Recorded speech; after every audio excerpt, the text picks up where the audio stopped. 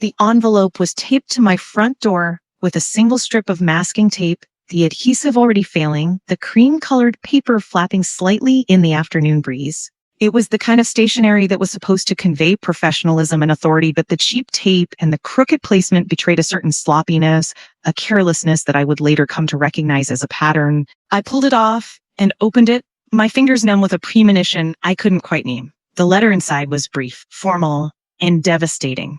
It was a notice of eviction issued by the Homeowners Association Board, signed by Marcus Webb, the board president. The reason cited was a series of violations that I had never committed: unauthorized modifications, noise complaints, failure to maintain my property. The accusations were vague, unsupported, and clearly fabricated.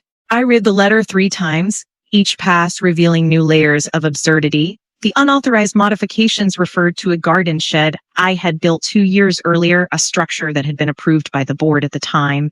The noise complaints were from a party I had hosted 6 months ago, a quiet gathering that had ended by 10 p.m.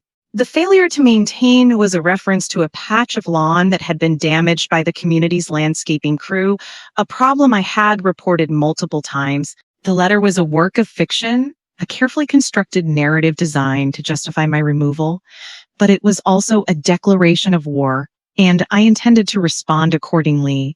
I had lived in this community for 12 years. I had paid my dues on time, attended every meeting, volunteered for every committee. I had been a model resident, a contributor to the community's success. But all of that had changed when Marcus Webb had been elected president. Marcus was a petty tyrant, a man who had turned the HOA into his personal fiefdom. He had a habit of targeting residents who refused to kowtow to his authority, who questioned his decisions, who dared to challenge his rule. I had been one of those residents, and now I was paying the price. The first sign of trouble had come 6 months earlier, when Marcus had proposed a new set of rules that would have given him even more power over the community. I had spoken against the proposal at the board meeting, had pointed out the flaws, had rallied other residents to oppose it. Marcus had been furious, his face red with a rage he could barely contain. He had warned me that there would be consequences, that I would regret challenging him. I had dismissed his threats as the bluster of a man who had grown too accustomed to getting his way. Now I understood. He had been planning this, biding his time, waiting for the right moment to strike. I called my neighbor, a woman named Sarah, who had been through a similar ordeal with Marcus. She had been targeted for eviction 2 years earlier, had fought the charges, had eventually won. She answered on the second ring, her voice sharp with concern. I explained what had happened, reading the letter aloud, my voice trembling with barely suppressed anger. She listened in silence, then let out a long, slow breath. "He's doing the same thing to you that he did to me," she said. "Fabricated violations, baseless accusations, a notice of eviction that's designed to intimidate you into compliance. Document everything. The rules are on your side if you know how to use them." I took her advice to heart. I spent the next few days documenting everything: the original approval for the shed, the noise complaint that had been resolved, the damage to my lawn that had been caused by the landscaping crew. I reached out to other residents who had been targeted by Marcus, collecting their stories, compiling their evidence. The pattern was consistent, a series of abuses that had gone unchallenged for years. The first resident I contacted was a man named Thomas, a retired teacher who had lived in the community for over 2 decades. He had been targeted for eviction after refusing to support Marcus's re-election campaign. The charges were similar: unauthorized modifications, noise complaints, failure to maintain. Thomas had fought the charges, had won, but the process had cost him thousands of dollars in legal fees and years of stress. He was still bitter, still angry, and he was eager to help. The second resident I contacted was a woman named Alina, a single mother who had been driven out of the community by Marcus's harassment. Elena had been a model resident, a woman who had volunteered for every committee and attended every meeting. But Marcus had targeted her after she had questioned his handling of the community's finances. The harassment had been relentless: fines, warnings, threats. She was still angry, still hurt, and she was ready to tell her story. The third resident I contacted was a man named David, a former board member who had resigned in protest after witnessing Marcus's abuses. David had been a voice of reason on the board, a man who had tried to hold Marcus accountable. But Marcus had outmaneuvered him, had turned the other board members against him, had forced him out. David was still connected to the community, still aware of what was happening, and he was willing to share his insights. The pieces were falling into place exactly as I had planned. I was building a network of allies, a coalition of the betrayed and the disillusioned. Each of them had a story to tell, a piece of the puzzle that would eventually reveal the truth. I also began to examine the HOA's governing documents. I had requested copies of the bylaws, the covenants, the rules and regulations months ago, long before the eviction notice had arrived. I had studied them carefully. Understanding that knowledge of the rules was the first step to using them against Marcus. The documents were detailed, comprehensive, and surprisingly clear. They outlined the board's authority, the procedures for enforcement, and the rights of residents. And they revealed a critical weakness. The board had failed to follow its own procedures. The first discovery was a violation of the notice requirement. The bylaws required that any enforcement action be preceded by a written warning, a notice of violation, and an opportunity to cure. It was a direct notice of eviction, bypassing the graduated enforcement process that was required by the governing documents. I filed a letter, a piece of evidence that would be impossible to refute. The second discovery was a violation of the hearing requirement. The bylaws required that any resident facing eviction be given the opportunity to appear before the board, to present evidence, to cross-examine witnesses. The notice I had received had offered no such opportunity. It was a unilateral action, a decision that had been made without due process. I filed the notice, a piece of evidence that would expose Marcus's disregard for the rules. The third discovery was the most damning. The eviction notice had been issued without board approval. I had reviewed the board's meeting minutes. The minutes showed no discussion of my case, no vote on my eviction, no authorization for the notice. Marcus had acted alone, a unilateral decision that was a clear violation of his authority. I filed the minutes, a piece of evidence that would expose his abuse of power. I sat in my home office, the evening light streaming through the windows, and felt the cold satisfaction settle over me. The rules were on my side. Marcus had violated every procedure, every safeguard, every protection that the governing documents provided. I had documented everything, built a network of allies, and prepared for every contingency. The long game was just beginning, and the investigation intensified in the weeks following the eviction notice. I had transformed my home office into a command center, its walls covered with documents, photographs, and a sprawling web of connections that traced Marcus's pattern of abuses. The desk was buried under files, each one meticulously organized, each one a piece of the puzzle that would eventually reveal the truth. I had become a student of the HOA's governing documents, memorizing every clause, every provision, every procedural requirement. The rules were my weapons, and I was going to use them with surgical precision. I started with the financial records. The HOA's finances were a matter of public record, accessible to any resident who knew where to look. I requested copies of the board's financial statements, the budget, the audit reports. The documents were revealing a pattern of mismanagement that would eventually become Marcus's undoing. The first discovery was a series of payments to a landscaping company that was owned by Marcus's brother-in-law. The payments were inflated, the services overpriced, the contracts poorly documented. It was a clear conflict of interest, a violation of the HOA. The second discovery was a series of unauthorized expenses, charges that had been approved by Marcus without board approval. The expenses were for personal items, meals, travel, entertainment. They were small amounts, individually insignificant, but they added up over time. I documented every charge, creating a comprehensive record of Marcus's misuse of funds. I cross-referenced the expenses with the board's meeting minutes, noting that none of them had been discussed or approved. The third discovery was the most damning. Marcus had been using the HOA's funds to pay for his own legal fees, expenses that had been incurred during the dispute with Thomas. The payments were unauthorized, undocumented, and clearly illegal. I documented the legal fees, creating a record that would expose Marcus's financial misconduct. I traced the payments to Marcus's personal attorney, a man who had no connection to the HOA's legal matters. I also began to examine Marcus's personal finances. I had access to public records, a series of documents that revealed his financial situation. The records were revealing a picture of a man who was drowning in debt. Marcus had been living beyond his means, spending money he didn't have on a lifestyle that was unsustainable. He had been using his position to enrich himself, a fact that had gone unnoticed by his neighbors and his colleagues. I discovered that Marcus had a gambling addiction, a secret that he had kept hidden from everyone except the people who enabled it. I had documented his visits to the casinos, his losses, his debts. The pattern was consistent, a series of financial disasters that had been concealed from his family and his colleagues. I documented everything, creating a comprehensive record of his financial misconduct. The second phase was the documentation of Marcus's personal life. I had discovered that Marcus was having an affair with a woman in the community, a violation of the HOA's code of conduct. The affair was a secret, a betrayal that would devastate his marriage and destroy his reputation.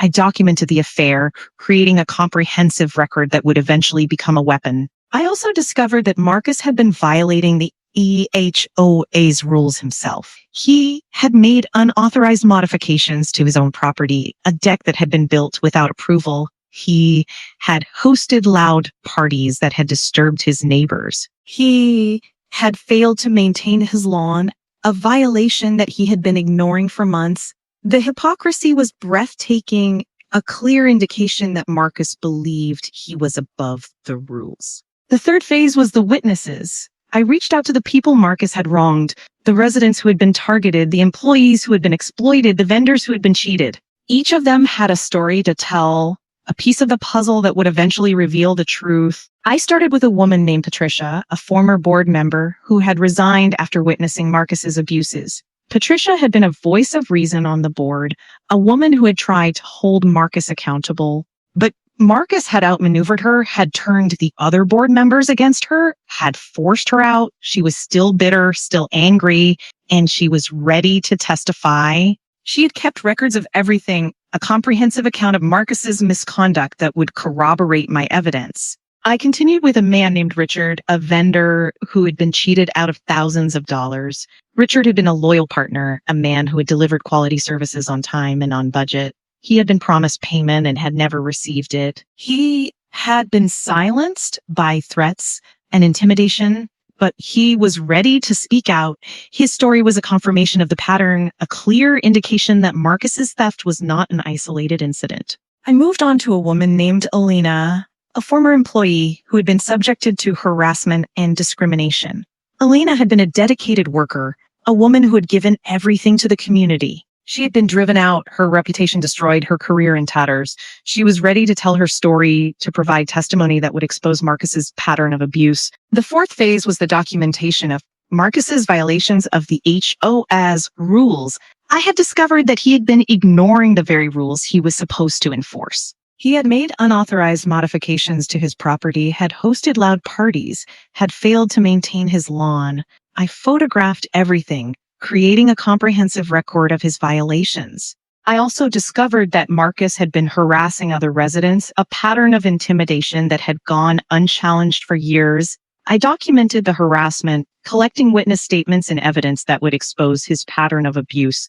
The pieces were falling into place, exactly as I had planned. I was building a comprehensive file, a record of Marcus's crimes that was almost impossible to refute.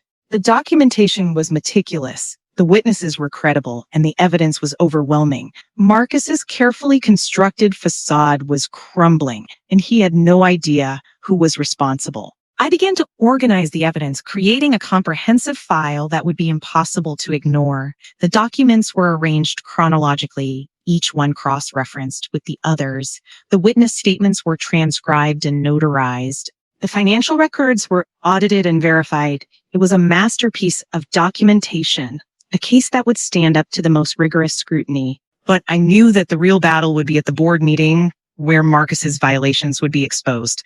The meeting was scheduled for the following month, a formal gathering that would determine the future of the community. I needed to be prepared to have everything in order to anticipate every argument that Marcus would make. I also knew that Marcus would fight back, that he would use every tool at his disposal to protect his position. He would try to intimidate the witnesses, to manipulate the process, to control the narrative. But I had something he didn't have: patience. I had been planning this for months, had anticipated every move he would make, had prepared for every contingency. The revenge I sought wasn't about violence or confrontation.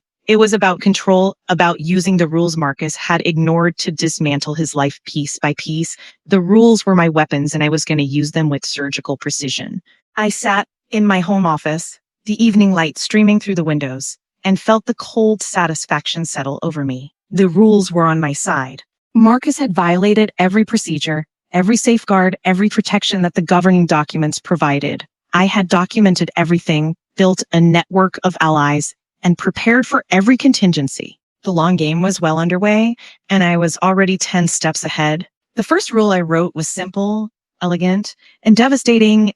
It was a provision that had always existed in the HOA's governing documents, buried in the fine print, ignored by everyone except the most meticulous readers. The rule required that any board member who was in violation of the community's covenants would be automatically disqualified from serving on the board. The provision was designed to ensure that the board members were held to the same standards as the residents they governed, but Marcus had never read it, had never considered that it might apply to him, and I was going to use it to destroy him. The first violation I documented was Marcus's unauthorized deck. He had built the structure 3 years earlier, a sprawling addition that extended into his backyard. The deck was beautiful, a testament to the craftsmanship of the contractor he had hired, but it was also illegal, a violation of the community's setback requirements and architectural guidelines.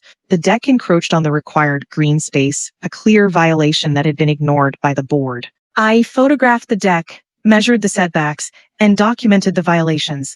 The evidence was comprehensive, a clear pattern of misconduct that would be impossible to refute. The second violation I documented was Marcus's rental property. He had been renting out his home through a short-term rental platform, a violation of the HOA's rules. The rules were clear. Rentals of less than 30 days were prohibited, and all rentals required board approval. I documented the rental listings, the booking dates, the payments. The evidence was comprehensive, a clear pattern of misconduct that would be impossible to refute. The third violation I documented was Marcus's parking infractions. He had been parking his vehicle in a visitor spot, a violation that he had been ignoring for months. The HOA's rules were clear. Visitor spots were reserved for guests, not for residents. Marcus had been using the spot as his personal parking space, a small but significant violation that demonstrated his contempt for the rules. I photographed the vehicle, documented the dates, and recorded the times.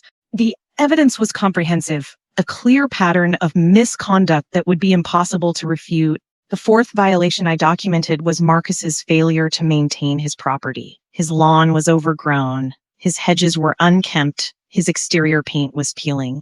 The violations were minor, but they were consistent, a clear pattern of neglect that demonstrated his disregard for the community standards. I photographed the property, documented the conditions, and recorded the dates. The evidence was comprehensive, a clear pattern of misconduct that would be impossible to refute. I compiled the evidence into a comprehensive file, a record of Marcus's violations that was almost impossible to refute. The documentation was meticulous, the photographs were clear, and the evidence was overwhelming. I cross-referenced each violation with the HOA's governing documents, noting the specific provisions that Marcus had violated. The file was a masterpiece of documentation, a case that would stand up to the most rigorous scrutiny. I also began to document Marcus's pattern of enforcement. He had been selectively enforcing the rules, targeting his enemies while ignoring his allies. The pattern was consistent, a clear abuse of power that would destroy whatever credibility he had left. I documented every instance, creating a comprehensive record of his pattern of enforcement. The first instance I documented was a resident named Patricia, a woman who had been fined for a minor violation while Marcus's allies were allowed to ignore the same rules. Patricia had been targeted after refusing to support Marcus's re-election campaign. The fine was unjustified, a clear abuse of power that had gone unchallenged. I documented the fine, the violation, the selective enforcement. The evidence was comprehensive, a clear pattern of misconduct that would be impossible to refute. The second instance I documented was a resident named Thomas, a man who had been threatened with eviction for a violation that had been ignored for years. Thomas had been targeted after questioning Marcus's financial management. The threat was unjustified, a clear abuse of power that had gone unchallenged. I documented the threat, the violation, the selective enforcement. The evidence was comprehensive, a clear pattern of misconduct that would be impossible to refute. The third instance I documented was a resident named Elena, a woman who had been driven out of the community by Marcus's harassment. Elena had been targeted after questioning Marcus's handling of the community's finances. The harassment was relentless, a clear abuse of power that had gone unchallenged. I documented the harassment, the violations. The pieces were falling into place, exactly as I had planned. I was building a comprehensive file, a record of Marcus's crimes that was almost impossible to refute. The documentation was meticulous, the witnesses were credible, and the evidence was overwhelming. Marcus's carefully constructed facade was crumbling, and he had no idea who was responsible.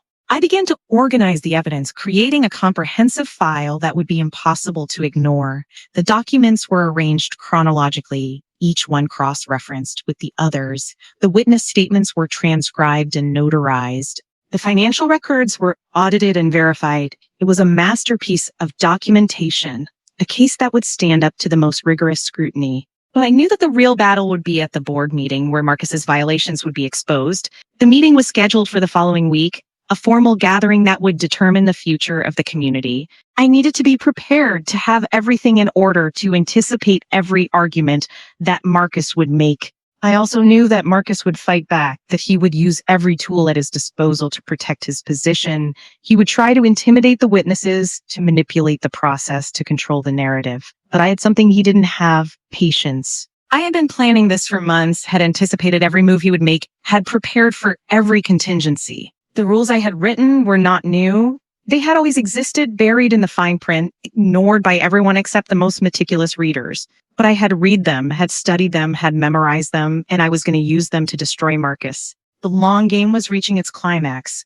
and I was already 10 steps ahead. I sat in my home office, the evening light streaming through the windows, and felt the cold satisfaction settle over me. The rules were on my side. Marcus had violated every procedure, every safeguard, every protection that the governing documents provided. I had documented everything, built a network of allies, and prepared for every contingency. The long game was almost over, and I was already 10 steps ahead. The network I had assembled was now fully operational, a carefully calibrated machine designed to dismantle Marcus's position from every angle. Each piece had been positioned with surgical precision, each relationship exploited, each vulnerability exposed. The chaos was no longer a slow burn. It was a conflagration that was consuming everything Marcus had built. The rules I had written were not new, but I had wielded them with the precision of a master craftsman. And now they were about to bring down the man who had ignored them for years. The first domino to fall was Marcus's relationship with the board.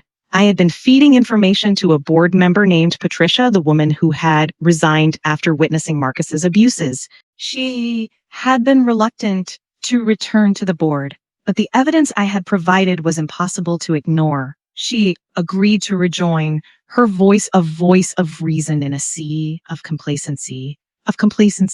She convened a special board meeting, a gathering that was charged with tension and anticipation. The meeting was explosive. Patricia presented the evidence, her voice trembling with a mixture of anger and determination. She showed photographs of Marcus's unauthorized deck, documented his rental violations, and presented the pattern of selective enforcement that had destroyed the community's trust. The other board members were shocked, their expressions a blend of horror and indignation. But the evidence was too strong, the documentation too comprehensive. The board voted to suspend Marcus pending a full investigation. The second domino was Marcus's relationship with the residents. I had been cultivating relationships with the people who had been targeted by Marcus, the residents who had been silenced, the voices that had been ignored. Each of them had a story to tell, a piece of the puzzle that would eventually reveal the truth. I organized a community meeting, a gathering of the betrayed and the disillusioned. The meeting was held at the community center, a space that had been reserved for events and gatherings. The room was packed, the atmosphere electric with anticipation. Residents filed in, their faces a mixture of anger and hope. It had been waiting for this moment, a chance to finally speak out against the man who had terrorized their community. I stood at the front of the room, my voice calm and measured. Marcus Webb has been running this community like his personal fiefdom. He has violated the rules, embezzled funds, and harassed residents. He has divided this community and destroyed lives. But today, we are going to take our community back. The room erupted into applause, a cathartic release of years of pent-up frustration. Residents began to share their stories, their voices trembling with emotion. They described the fines, the warnings, the threats. They described the culture of fear that Marcus had created, the atmosphere of intimidation that had silenced them for so long. The stories were compiled into a comprehensive document, a record of Marcus's abuses that was impossible to ignore. The document was shared with the board, the media, and the authorities. The reaction was immediate, a cascade of outrage that further eroded Marcus's support. The third domino was Marcus's relationship with his family. I had been in touch with his wife, a woman named Elizabeth, who had been suspicious of his behavior for years. She had seen the changes in him, the secrecy, the defensiveness. She had been silenced by his threats, intimidated into compliance. But now, with the evidence I had provided, she was finally ready to speak out. Elizabeth confronted Marcus in a scene that was witnessed by several neighbors. The confrontation was explosive, a public airing of his private life that was deeply humiliating. Elizabeth shouted accusations, demanded answers, threatened to leave him. Marcus tried to calm her, to deflect her questions, to dismiss her concerns, but the evidence was too strong, the revelations too damaging. The scene was witnessed by dozens of residents, a public humiliation that would be impossible to forget. The fourth domino was Marcus's relationship with the authorities. The evidence of financial misconduct had been referred to the appropriate agencies, and an investigation had been launched. The investigation was thorough, professional. It revealed a pattern of fraud, a series of crimes that would destroy whatever was left of Marcus's reputation. The chaos was becoming unmanageable. Marcus was fighting a losing battle, his desperate attempts to salvage his reputation only making things worse. He held meetings, issued statements, made promises he couldn't keep. But the damage was done, the trust broken, the narrative impossible to repair. I began to see the cracks in his composure. At a community meeting, I watched from the back of the room and I saw the first real glimmer of fear in his eyes. His hands were trembling, his voice was strained, his confidence was gone.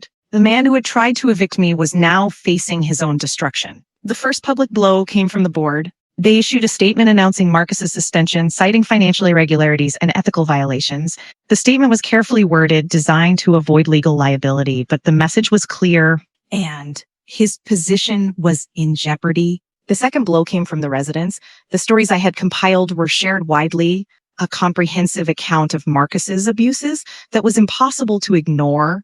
The residents who had been silenced were now speaking out, their voices a chorus of condemnation that was impossible to refute. The third blow came from his family. Elizabeth filed for separation, a legal action that was widely publicized and deeply humiliating for Marcus. The separation was messy. The details splashed across the local news, the humiliation complete. Marcus was left alone, his family gone, his reputation in tatters. The fourth blow came from the authorities. The investigation was proceeding, the evidence mounting, the charges inevitable. Marcus was facing criminal charges, a prospect that would destroy whatever was left of his life. I watched from my home office, the glow of my computer illuminating the cold satisfaction on my face. The pieces were falling into place. The final act was approaching, the moment when I would reveal myself and present the evidence that would seal his fate. The eviction hearing was scheduled for the following week, a formal proceeding that would determine my future. But I knew that the hearing would be about more than my eviction. It would be about Marcus's fate, about the community's future, about the truth that had been hidden for too long. I had been patient, had waited months for the right moment. I had documented everything, built a network of allies, and prepared for every contingency. And now I was ready to deliver the final blow. The rules I had written were not new. They had always existed, buried in the fine print, ignored by everyone except the most meticulous readers. But I had read them, had studied them, had memorized them, and I was going to use them to destroy Marcus. The long game was reaching its climax, and I was already 10 steps ahead. I thought about the eviction notice, the cream-colored envelope taped to my door. I thought about the humiliation, the fear, the uncertainty. I thought about the other residents who had been targeted, the lives that had been damaged, the community that had been divided. The satisfaction was building, a quiet anticipation that had become almost unbearable. But the moment was approaching, and when it came, I would be ready. The eviction hearing was scheduled for Thursday evening, the kind of day that seemed designed to match the gravity of the proceedings. The community center had been transformed into something resembling a courtroom with long tables arranged in a U-shaped and chairs filled with nervous residents and board members. The atmosphere was electric, a crackling tension that seemed to vibrate through the walls. Everyone knew that something significant was about to happen. The fate of the community hung in the balance, and the outcome would determine the future of the HOA. I arrived early, as I always did, and took a seat in the front row where I could observe every detail. The room filled slowly, first with the board members, then with the residents, and finally with Marcus and his legal team. Marcus walked in with his attorney, a sharp-faced woman named Patricia Vance, who had a reputation for aggressive tactics. Marcus looked haggard, his expensive suit hanging loosely on his frame, his eyes rimmed with red, his hands trembling slightly. The past few weeks had taken their toll on him. The suspension, the investigation, the separation from his wife, each blow had chipped away at his carefully constructed facade. He sat at the defendant's table, his hands clasped in front of him, his eyes fixed on the documents in front of him. The board chairman, a woman named Margaret Chen, called the meeting to order. Ladies and gentlemen, we are here today to address serious concerns about the management of this community. The board has received extensive documentation that raises questions about the integrity and conduct of our president, Marcus Webb. Marcus's face paled. "This is a witch hunt," he said, his voice strained. "These allegations are baseless, designed to undermine my leadership and destroy the community I have worked so hard to build." I rose from my seat slowly and deliberately and walked to the front of the room. The residents turned to look at me, their expressions a mixture of curiosity and anticipation. "I have evidence," I said, my voice calm and measured. "Evidence that Marcus Webb has been violating the very rules he claims to enforce. He has built an unauthorized deck, rented his property illegally, and engaged in a pattern of selective enforcement that has destroyed the trust of this community." Marcus's eyes widened with recognition. "You," he hissed. "You're behind this. You've been trying to destroy me from the beginning." I ignored him and opened the folder I had been carrying. The documents inside were organized, comprehensive, and damning. These are photographs of Marcus's unauthorized deck. These are rental listings showing Marcus's illegal short-term rentals. These are records of Marcus's parking infractions and failure to maintain his property. And these are documents showing Marcus's pattern of selective enforcement, targeting his enemies while ignoring his allies. The room erupted into chaos. Residents were shouting, board members were demanding explanations, and Marcus was desperately trying to defend himself. But the evidence was overwhelming, the documentation irrefutable. The man who had tried to evict me was now facing the consequences of his actions. The first witness was Patricia, the former board member who had resigned after witnessing Marcus's abuses. She testified about the pattern of selective enforcement, the targeting of residents who questioned Marcus's authority. Her voice was steady, her testimony clear and compelling. She described the meetings where Marcus had silenced opposition, the decisions that had been made without proper process, the culture of fear that Marcus had created.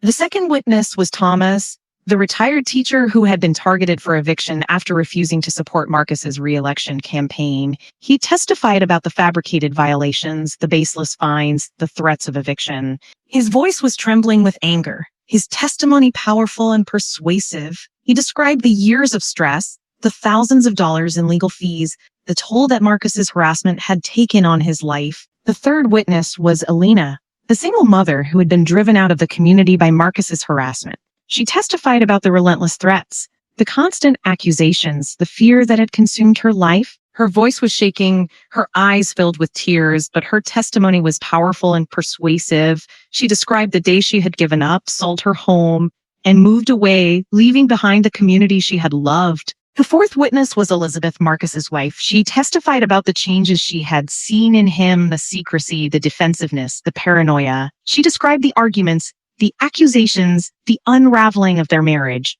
Her testimony was a portrait of a man who had been consumed by his own ambition, a man who had sacrificed everything for power. The fifth witness was me. I testified about the eviction notice, the fabricated violations, the pattern of abuse that Marcus had directed at me. I described the months of documentation, the network of allies I had built, the evidence I had compiled. I presented the comprehensive file, a record of Marcus's crimes that was almost impossible to refute. The board adjourned to deliberate, leaving Marcus alone in the community center. His face was ashen, his composure shattered. He sat in silence, his hands trembling, his eyes fixed on the floor. The man who had once been the most powerful person in the community was now a broken figure, his future uncertain, his reputation destroyed. The deliberation was brief. The board returned with a unanimous decision. Marcus was to be removed from his position as president, effective immediately.